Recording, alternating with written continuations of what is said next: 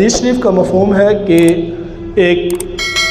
طاقتور اور صحت مند مسلمان ایک کمزور اور بیمار شخص سے زیادہ بہتر ہے، اور یہ معاشرے کے لیے بھی بہتر ہے دینی اعتبار سے بھی کہ جو طاقتور ہے یا صحت مند ہے یا مالدار ہے تو معاشرے کے لیے زیادہ فائدے کا باعث بنتا ہے بجائے اس کے کہ وہ شخص جو کمزور ہے یا بیمار ہے یا معاشی لحاظ سے کمزور ہے تو وہ معاشرے کے اوپر بوجھ بنتا ہے۔ تو کوشش کرنی چاہیے کہ جہاں انسان کو اپنی جسمانی صحت کو بڑھانا چاہیے وہاں اپنی معاشی حالت کو بھی بڑھانا چاہیے، اور اسی طرح اپنے لیے جو باقی معاشرے کے اندر اس کا اخلاقی مقام ہے اس کو بھی بڑھانے کی کوشش کی جائے۔ قیامت والے دن کچھ لوگ لائے جائیں گے اللہ کے ہاں جو گناہوں سے بھرے ہوئے ہوں گے۔ یہ سورہ نساء کی ایک آیت کا مفہوم ہے، اس کی تفسیر یوں لکھی کہ جب وہ لوگ لائے جائیں گے تو پھر اللہ پاک ان سے پوچھیں گے یا فرشتے ان سے سوال کریں گے کہ بھئی آپ نے اتنے گناہ کیے ہیں، نیکیاں کیوں نہیں کی؟ آپ نے نیکی کیوں نہیں کی؟ نماز آپ پر فرض تھی، آپ نے نماز پڑھنے کے اندر کوتاہی کرتے رہے، آپ روزہ فرض تھا روزے میں آپ نے کوتاہی کی، اور دیگر معاملات کے اندر جس میں صلح رحمی ہے، رشتہ داروں کے ساتھ حسن سلوک ہے یا اپنے گھر والوں کے اوپر خوشحالی ہے، یہ سارے معاملات آپ نے کیوں نہیں کیے؟ وہ کہیں گے کہ کننا مستضعفین فی الارض، ہم تو زمین کے اندر انتہائی کمزور لوگ تھے، معاشرے کے اندر ہماری کوئی بات سنی بھی نہیں جاتی تھی، ہم کسی سے مالی مدد کر نہیں سکتے تھے، ہم بہت غریب تھے، اور حال یہ تھا کہ ہم اپنی محنت مزدوری مشقت کے اندر لگے رہے،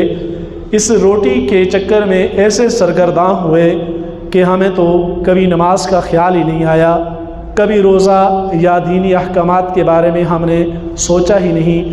ہمیں تو پتہ ہی نہیں تھا کہ صلح رحمی اور رشتہ داروں کے ساتھ کیا ہوتا ہے تعلق، کیونکہ ہم اپنی روٹی روزی کے چکر میں پریشان تھے، بس صبح شام اس خیال کے اندر تھے کہ کچھ چیزیں کیوں نہ ہم اپنے لیے کچھ خوشحالی حاصل کریں، بلکہ اس چکر میں ہم سے تو روٹی ہی پوری نہیں ہوتی تھی،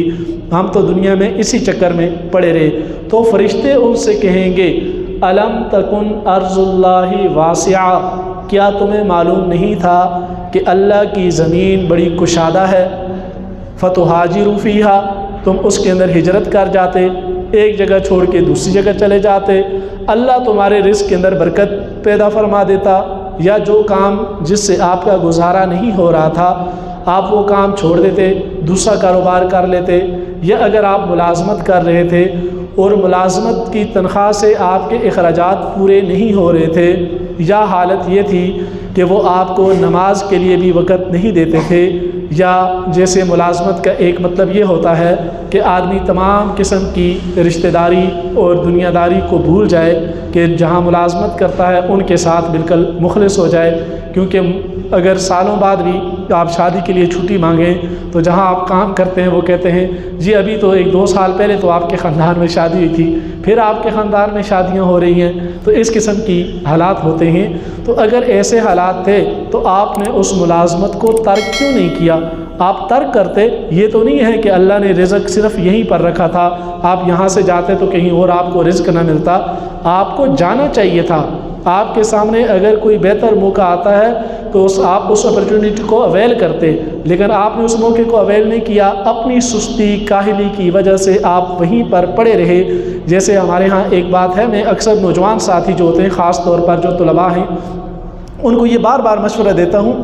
کہ ایک تو یہ ہے کہ آپ نے اپنے سوچ کو بڑا رکھنا ہے اور اپنے لیے کوئی بہتر شعبے کا انتخاب کرنا ہے۔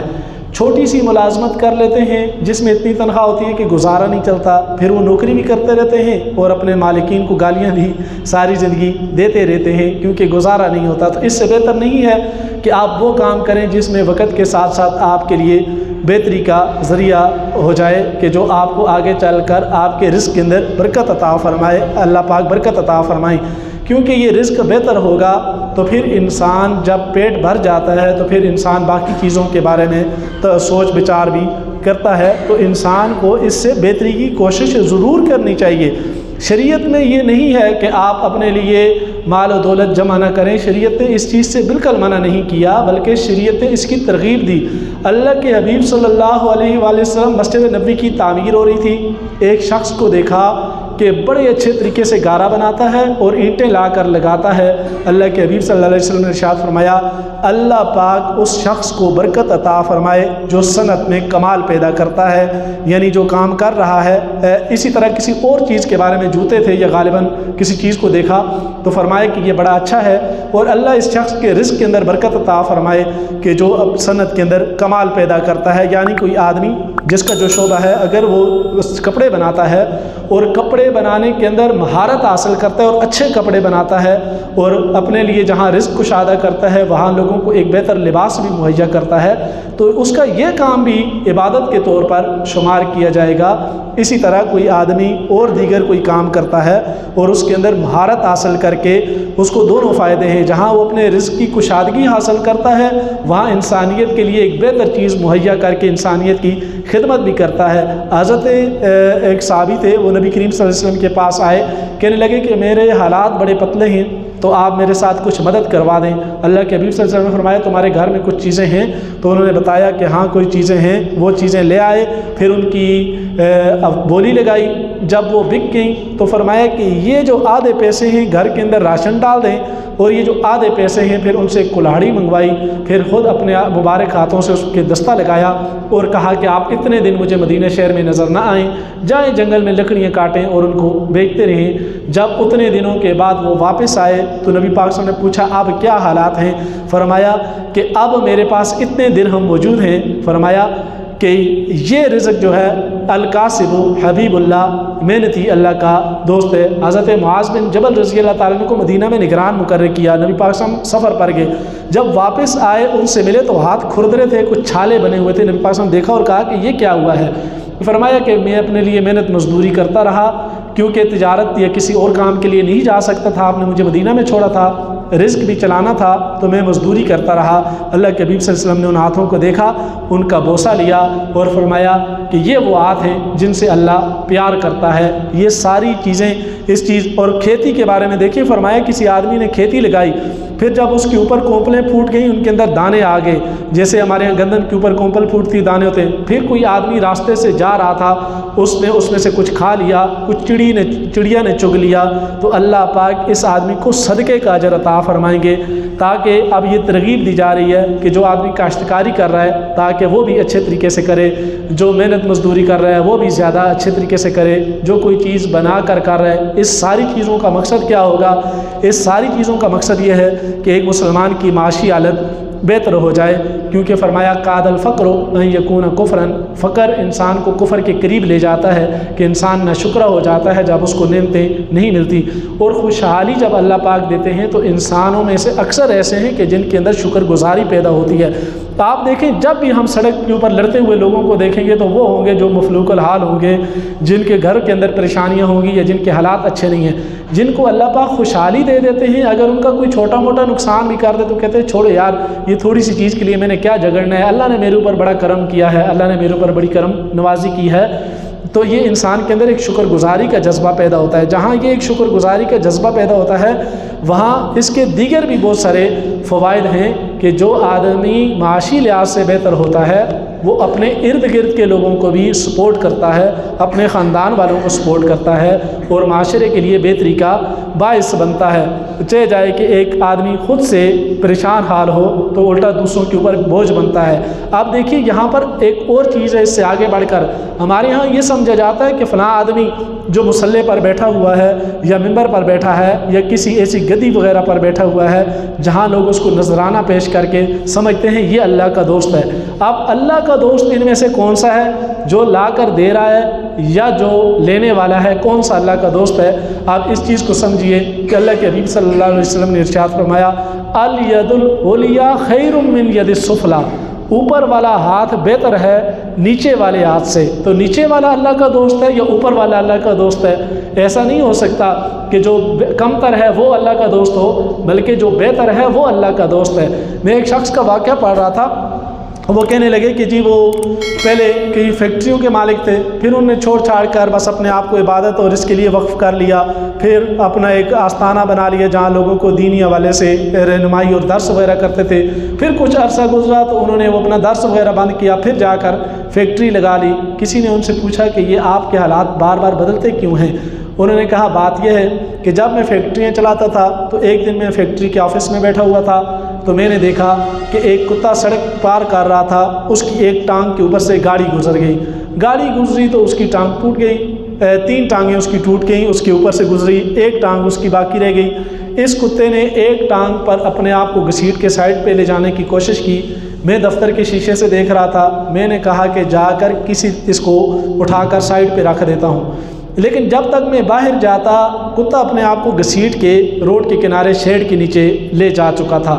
کہتے پھر میں وہاں پر رک گیا، میں نے کہا دیکھوں اللہ اس کتے کو رزق دیتے ہیں یا نہیں دیتے، یا کیسے اس کو رزق دیتے ہیں، کیونکہ ہر جاندار کا رزق وَمَا مِن دَابَّةٍ فِي الْأَرْضِ إِلَّا عَلَى اللَّهِ رِزْقُهَا، دنیا میں کوئی جاندار بھی ایسا نہیں ہے کہ جس کے رزق کی ذمہ داری اللہ نے نہ لی ہو، اللہ نے تمام جانداروں کے رزق کی ذمہ داری لی ہے۔ کہنے لگے کہ میں دیکھنے لگا کہ دیکھیے اس کتے کو اللہ رزق کیسے دیتے ہیں، تو میں وہاں دیکھ رہا تھا کہ کچھ دیر گزری تو ایک اور کتا آیا جس کے پاس ایک روٹی تھی، اس نے آدھی روٹی کھائی اور پھر آدھی روٹی اس کتے کو جو زخمی تھا اس کے آگے ڈال دی۔ پھر وہ کتا تھوڑی دیر اس کے پاس بیٹھا رہا، پھر گیا تو وہاں پانی پڑا ہوا تھا سڑک پہ، تو اس کے اندر اپنی دم ماری اور لا کر اس کتے کے منہ میں نچوڑ دی۔ اس کتے نے جب وہ یہ پانی پی لیا تو کہنے لگے مجھے خیال ہوا کہ جو اللہ اس کتے کو رزق دے سکتا ہے تو کیوں نہ میں اپنے آپ کو اللہ کی عبادت کے لیے وقف کر لوں، اللہ مجھے بھی رزق دیں گے۔ تو پھر میں نے دینی علم حاصل کیا اور پھر لوگوں کو دینی طور پر یہ درس و تدریس کا سلسلہ شروع کر لیا۔ کہنے بڑا عرصہ یہ کام چلتا رہا، لوگوں کا ایک اچھا خاصا حلقہ تھا جو بیٹھنے لگا۔ اب آدمی کی مجلس اسی طرح کی ہوتی ہے، غرباء کے پاس غریب لوگوں کے ساتھ تعلق ہوتے ہیں وہی بیٹھتے ہیں، اور جو آدمی اتنا بڑا سیٹ ہو تو اس کے تعلق والے بھی بڑے بڑے سیٹ ہوتے ہیں، تو ان کے پاس کافی خوشحال اور پڑھے لکھے لوگ بیٹھتے تھے۔ کہتے ہیں جب ایک دن میں نے مجلس کے اندر یہ واقعہ سنایا تو وہاں ایک نوجوان پروفیسر بیٹھے ہوئے تھے، انہوں نے کہا سر میرا ایک سوال ہے، آپ یہ بتائیں ان 2 کتوں میں سے کون سا کتا بہتر ہے، جو کتا زخمی تھا وہ بہتر ہے یا جو کتا اس کے آگے روٹی اور پانی ڈال رہا تھا؟ کہتے بس مجھے یہ بات سمجھ آ گئی کہ بے شک وہ کتا بہتر تھا جو اس کے منہ میں روٹی اور پانی ڈال رہا تھا۔ میں نے اس دن پھر اپنا وہ دفتر بند کیا، آستانہ بند کیا، اور آ کر پھر میں نے ایک فیکٹری لگائی، اور بہت سارے لوگوں کو جو اس حال میں تھے کہ مانگنے والے تھے یا بہت غریب تھے ان کو اس فیکٹری کے اندر نہ صرف ملازمت دی بلکہ ان کا اچھا وظیفہ بھی مقرر کیا، اور ان کے بچوں کے لیے تعلیم کا بندوبست بھی کیا، اور اس فیکٹری کی ساری انکم ان کے لیے مختص کر دی۔ یہ بات میں سمجھ گیا کہ اللہ کا ولی وہ نہیں ہے جو بیٹھ کر لوگوں سے لیتا ہے، بلکہ اللہ کا ولی وہ ہے جو خود کماتا ہے، اس میں سے خود بھی کھاتا ہے، پھر اس میں سے دوسرے لوگوں کا حصہ بناتا ہے۔ یہ حقیقت میں اللہ کا ولی ہے۔ تو اللہ کا ولی وہ ہے جو محنت مشقت سے کچھ کماتا ہے، پھر اس کے اپنی ضروریات، اپنے خاندان کی، گھر والوں کی ضروریات کے بعد پھر اپنے خاندان اور دیگر کی ضروریات کا اور ان کے لیے نفع کا باعث بنتا ہے۔ اور یہاں یہ چیز آپ جان لیں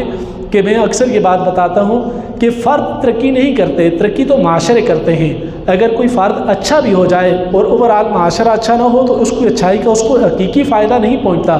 دیکھیے اگر آپ اشارہ ٹریفک سگنل کراس نہیں کرتے، آپ بہت اچھے انسان ہیں، لیکن 40 بندے ساتھ اور کھڑے ہیں وہ تو اشارہ کراس کرتے ہیں جس کی وجہ سے ٹریفک جیم ہو جاتی ہے، تو آپ کو اشارہ پار نہ کرنے کا بھی حقیقی فائدہ حاصل نہیں ہوتا، آپ پھر بھی رش میں پھنستے ہی ہیں، پھر بھی آپ کو تنگی ہوتی ہے۔ لیکن اگر معاشرہ بہتر ہو جائے اور سارے کے سارے لوگ ٹریفک رولز کی پابندی کریں تو پھر کسی کے لیے بھی نقصان کا باعث نہیں بنے گا۔ آپ تو گلی میں پانی نہیں گراتے، آپ اچھے آدمی ہیں، لیکن آپ کی گلی میں جو 20 گھر اور ہیں وہ سارے تو گلی میں پانی گراتے ہیں، تو پھر آپ گلی سے گزرتے ہیں تو چھینٹے آپ پر بھی پڑتے ہیں، آپ کی گاڑی بھی گندی ہوتی ہے، آپ کے کپڑے بھی گندے ہوتے ہیں، کیونکہ اس اچھائی کا فائدہ آپ کو نہیں پہنچا۔ اس لیے نہیں پہنچا کہ باقی معاشرہ تو سارا ایسے ہے نا، لیکن اگر یہ سارا معاشرہ یوں بہتر ہو جائے، انسان اپنی اچھائی کے بعد پھر ارد گرد کے لیے بھی کوشش کرے، جس کو قرآن نے کہا کہ کنتم خیر امۃ اخرجت للناس تأمرون بالمعروف وتنہون عن المنکر، تم بہترین امت ہو، لوگوں کے لیے نکالے گئے ہو کہ اچھائی کا حکم دیتے ہو اور برائی سے روکتے ہو۔ آپ جاتے ہیں اور کسی کے دروازے پر دستک دیتے ہیں اور آپ اس کو کہتے ہیں کہ بھائی پانی اللہ کی نعمت ہے، اس پانی کو باہر نہ گرایا کریں۔ وہ کہتے ہیں ہماری بورنگ ہوئی ہے یا ہماری اپنی موٹر چلتی ہے۔ بھائی بورنگ ہوئی ہے تو کیا زمین کے اندر پانی آپ کے باپ دادا نے رکھا تھا؟ یہ بھی تو اللہ کا پانی ہے جو زمین کے اندر ہے، آپ کو اختیار نہیں ہے۔ اور جو زمین کے اندر پانی ہے وہ سارے انسانوں کا پانی ہے، وہ یہ نہیں ہے اگر آپ اس کو نکال رہے ہیں تو اس کا یہ مطلب نہیں ہے کہ آپ اس کے مالک بن چکے ہیں کہ آپ جیسے چاہے اس کو گرائیں۔ گلی ہی ساروں کی ہوتی ہے، آپ کو کسی نے اختیار نہیں دیا کہ آپ اس سے کھدائی کر کے ایک تار گزار لیتے ہیں، پھر اس کھڈے کو کبھی بھرتے نہیں ہیں واپس، پوری گلی ساری گلی والوں کے لیے مسئلہ بنتا ہے۔ یہ ساری چیزیں آپ جب ان کو جا کر بتاتے ہیں تو یہ بھی حقیقت میں امر بالمعروف ہی ہے کہ آپ لوگوں کو اچھائی کی طرف بلاتے ہیں۔ ہاں جب آہستہ آہستہ زیادہ لوگ ٹھیک ہو جاتے ہیں تو پھر پورا معاشرہ بہتری کی طرف ہو جاتا ہے، کیونکہ جو اوورآل فیصلے ہوتے ہیں اللہ پاک کے وہ مجموعی میں سے اکثریتی صورتحال کے اوپر ہوتے ہیں۔ دیکھیے جو لوگوں کو اللہ نے دنیا کی حکمرانی دی وہاں اکثریتی طور پر لوگ ٹھیک ہیں، اگرچہ برائیاں وہاں پر بھی ہیں، برے لوگ وہاں پر بھی ہیں، ملکی اور قومی املاک کو نقصان پہنچانے والے وہاں پر بھی ہیں، لیکن اکثریتی تعداد اچھی ہو گئی، اس وجہ سے وہ دنیا میں ترقی کر گئے۔ اور ہمارے ہاں اکثریتی تعداد جو ہے وہ اچھائی کی طرف نہیں ہے، اس وجہ سے ہم بحیثیت معاشرہ ترقی نہیں کرتے۔ تو اللہ پاک فرمائیں گے کہ ان لوگوں کو لے جاؤ اور جا کر سخت سزا دو کہ یہ دنیا میں اسی تھوڑے یا اسی تنگ دستی پر گزارا بھی کرتے رہے، میرے حقوق کو بھی پورا نہیں کیا، اپنی بھی دنیا کی زندگی خوشحالی والی نہیں گزاری۔ یہ دین میں اس طرح کی چیز ہے کہ جب آپ مالی لحاظ سے خوشحال ہوں گے پھر آپ دوسرے لوگوں کے لیے بھی، اور اس کے لیے جب بھی کسی انسان کے رزق کے اندر برکت نہیں آ رہی تو اس کو چھوڑ دینا چاہیے اس کام کو، پھر اس سے چھوڑ کر دوسری طرف چلے جائیں۔ ہر آدمی اگر اپنی زندگی کے اندر دیکھے، میں یہ نہیں کہتا کہ ہماری کوئی بہت زیادہ زندگی ہے، لیکن چونکہ ہم ایک غریب گھرانوں سے ہی تعلق رکھتے ہیں تو جس طرح شروع کیا تو مطلب بہت تھوڑی جگہ سے، پھر جب ایک بہتر موقع آیا وہاں چلے گئے، پھر اس سے بہتر موقع آیا وہاں چلے گئے، پھر اللہ پاک نے خوشحالی عطا فرمائی کہ اپنے خاندان میں بہت سارے لوگوں سے اللہ پاک نے ہمارے اوپر کرم کیا۔ اور اس میں صرف ایک ہی بات تھی کہ جب کوئی بہتر موقع آیا تو پھر اس موقع کو اویل کیا اور وہاں پر چلے گئے، پھر اللہ رزق کے اندر برکتیں عطا فرما دیتے ہیں۔ جو نوجوان لوگ ہیں خاص طور پر اپنی عملی زندگی کا آغاز کرنے جا رہے ہوتے ہیں تو اس چیز کو ذہن میں رکھیں کہ کیا آپ وقت کے ساتھ ساتھ اپڈیٹ ہوتے جائیں گے؟ اگر آپ کی انکم وقت کے ساتھ اپڈیٹ ہوتی جائے گی تو پھر آپ کے لیے زندگی میں کہیں پریشانیاں نہیں ہیں، اور اگر آپ اس کے وقت کے ساتھ ساتھ بڑھتے نہیں ہیں اور وہیں پر چیزیں رکی رہتی ہیں تو پھر رفتہ رفتہ آپ پریشانیوں کا شکار ہو جاتے ہیں۔ انسان، ہم بار بار یہ بتاتے ہیں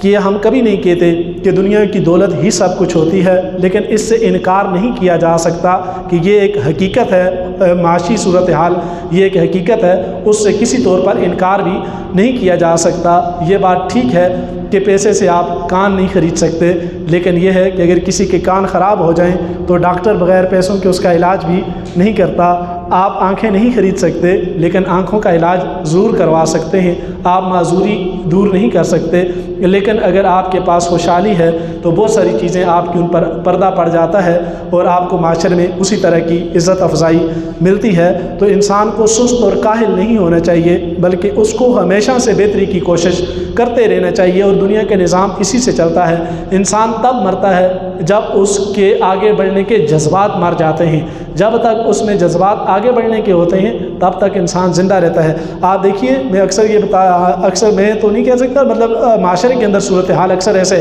کہ آپ کسی آدمی کو دیکھیں نوکری کے اوپر ہے تو بالکل ٹھیک ٹھاک رہتا ہے، جیسے ہی نوکری سے ریٹائرڈ ہوتا ہے تو پھر 5-7 سالوں بعد دیکھیں آپ کو پتہ چلتا ہے کہ فلاں جو صاحب ہیں وہ بھی فوت ہو گئے۔ اس کی وجہ کیا ہوتی ہے کہ آپ زندگی سے ٹارگٹ ختم ہو جاتے ہیں، بس یہ ہوتا ہے کہ ہم نے اپنی اچیومنٹ حاصل کر لی، مکان بنا لیا، بچوں کو پڑھا لیا، ان کی شادی کر لی، بس کام ختم ہو گیا۔ جب سست ہو جاتے ہیں پھر اس کے بعد ان کو صرف موت کا انتظار ہوتا ہے، اور جو آپ دل میں سوچنا شروع ہو جاتے ہیں پھر رفتہ رفتہ اس کے ساتھ معاملات اسی طرح کے ہوتے ہیں۔ جب تک انسان کے سامنے ٹارگٹ ہوتے ہیں وہ آگے ضرور بڑھتا چلا جاتا ہے۔ اگر آپ زندگی میں آگے بڑھنے کا جذبہ رکھیں گے تو انشاءاللہ اللہ پاک ضرور آپ کی مدد کریں گے۔ اچھا طریقہ، اچھا راستہ، اچھی محنت کے ساتھ آپ جاری رکھیں، انشاءاللہ इंशाअल्लाह अल्लाह पाक ज़रूर खुशहालियाँ अता फ़रमाते हैं। अल्लाह पाक हमें तंग दस्ती से, परेशानी से महफूज फरमाएँ।